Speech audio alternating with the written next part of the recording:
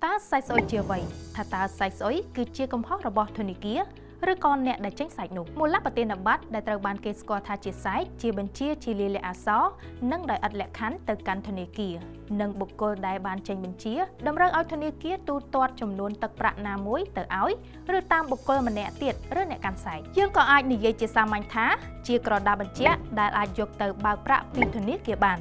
ស្របតាមតម្រូវការដោយមានចែងនៅក្នុងច្បាប់ស្តីពីឧបករណ៍ជួញដូរបាននិងប្រតិបត្តិការទូទាត់សងប្រាក់មូលបទានបត្រនិយមប្រើប្រាស់ជាចម្បងនៅក្នុងក្រុមហ៊ុនអាជីវកម្មជាស្ដែងម្ចាស់អាជីវកម្មទាំងអស់ដែលស្នើសុំផ្សាយចេញពីធនាគារតម្រូវឲ្យមានទឹកប្រាក់តម្កល់ទុកករណីដែលមិនមានទឹកប្រាក់តម្កល់ទុកឬលុយនៅក្នុងកុងនោះទេពេលនោះធនាគារមិនអាចទូទាត់ជួនអ្នកទទួលសាច់នោះបានទេឧទាហរណ៍ងាយយល់ថាម្ចាស់អាជីវកម្មម្នាក់សញ្ញេសាច់ឲ្យអ្នកចំនួន$10,000តែទឹកប្រាក់តម្កល់របស់ម្ចាស់អាជីវកម្មគ្មាននៅក្នុងកុងធនាគារនោះទេដូចនេះសាច់នោះស្មើនឹងគ្មានលុយហើយអ្នកដែលទៅបើកសាច់មិនអាចបើកលុយបាននោះទេករណីដែលយើងសង្កេតនាពេលបច្ចុប្បន្នដែរថាបុគ្គលខ្លះធានាកម្ចីដោយប្រើប្រាស់សាច់ជាមួយនឹងបុគ្គលម្នាក់ទៀត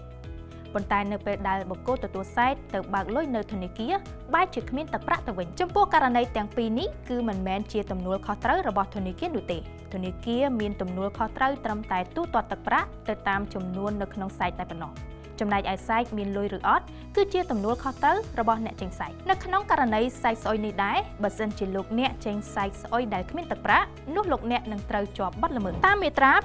231នៃច្បាប់ស្តីពីឧបករណ៍ដែលអាចជួញដូរបាននិងប្រតិបត្តិការទូទាត់សងប្រាក់បានចែងថាបុគ្គលណាដែលមិនបានបំពេញកាតព្វកិច្ចចំពោះឧបករណ៍អាចជួញដូរបាននៅពេលដល់អិនប្រតិទានដោយមានបំណងនិងដោយមានចេតនាធ្វើឲ្យខូចប្រយោជន៍អ្នកដទៃត្រូវផ្ដន្ទាទោសដាក់ពន្ធនាគារពី1ឆ្នាំទៅ3ឆ្នាំពិន័យជាទឹកប្រាក់ពី2លានរៀលទៅ6លានរៀលដោយមិនទាន់គិតដល់កាតព្វកិច្ចទូទាត់សងចំនួនសាច់ប្រាក់នៃឧបករណ៍អាចជួញដូរបាននោះទៅអ្នកកាន់នៅក្នុងមាត្រា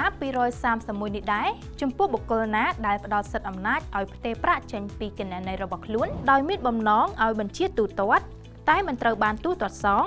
ឬកែងបន្លំឧបករណ៍អាចជួញដូរបានហើយបានប្រើប្រាស់ដោយដឹងថាឧបករណ៍អាចជួញដូរបានទាំងនោះជាឧបករណ៍ក្លែងបន្លំឬក្លែងក្លាយគឺត្រូវផ្ដន្ទាទោសដាក់ពន្ធនាគារពី2ឆ្នាំទៅ5ឆ្នាំនិងពិន័យជាទឹកប្រាក់ចំនួន5លានរៀលដល់50លានរៀលដូចនេះនៅពេលដែលលោកអ្នកទទួលសាច់ពីនរណាម្នាក់អ្នកត្រូវប្រកាសថាសាច់នោះមានទឹកប្រាក់គ្រប់គ្រាន់ដែលអាចបើកបានហើយបើសាច់នោះគ្មានលុយ